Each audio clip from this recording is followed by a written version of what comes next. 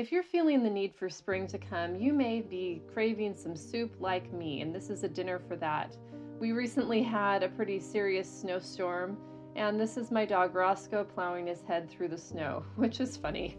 So, this soup is a really simple soup that kind of celebrates cold weather, but also the hope of spring. We have some very basic vegetables and beans that are featured in it. It's a soup with a gentle flavor, but it is really comforting and really good. So I like to get all of my aromatics chopped up into similar sizes so that they're all kind of starting from the same place when they go into the pot.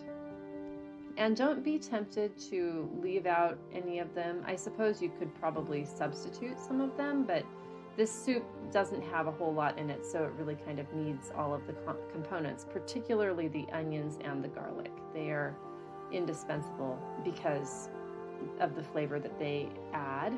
And so if your hands stinky after cooking with them, just scrub them with soap and then rub them along some stainless steel, and that will help to get that scent off of your hands. So here I am getting the vegetables sauteed in my Instant Pot.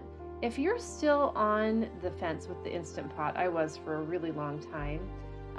One thing that I really like about it is that you can saute and slow cook in the same space, and so you don't have to be dirtying multiple pots, which is really nice. So anyway, these are basically the flavor components that are going to cook together for about 3 hours, and when they come out, it will be a really nice brothy good soup.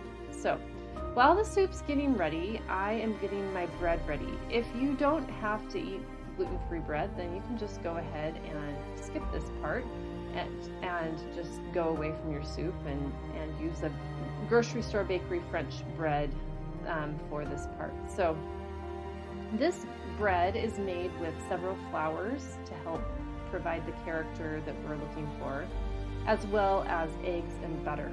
And it is a good soft bread. For anyone who's worked with gluten-free bread, you will know that sometimes it's difficult to get the right texture because it has a tendency to be not that absorbent and not that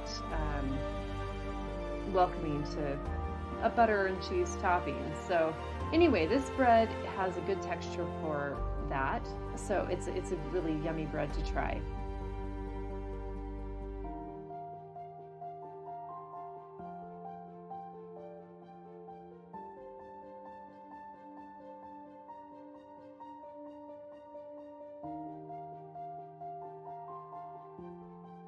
After it rises, we'll shape it. And shaping gluten-free bread is completely different than shaping bread that has gluten in it. You don't have the opportunity when you're making this bread to make a gluten coat because there's no gluten in the dough. And so it's really kind of just patting and pushing the dough into the shape you want it to be. I'm being really careful here not to add extra flour because I want the dough to be as light as possible. So anyway, just getting it shaped into the structure I am looking for, which is a long kind of flattish loaf, and then we'll bake it. Once the dough has finished baking and has cooled, we slice the bread along its middle, and this is what you would do with the bakery dough, or bakery bread. So then after that, you make your compound butter, which is just really soft butter that's mixed with some herbs and spices, particularly garlic, and mixed together until it's fully homogeneous.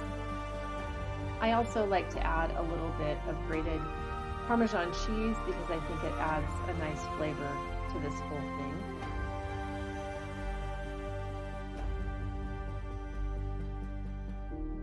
It adds a nice flavor. So anyway, once this is done, then we spread the bread with a thin layer of the butter and make sure that we divide it evenly among the two pieces.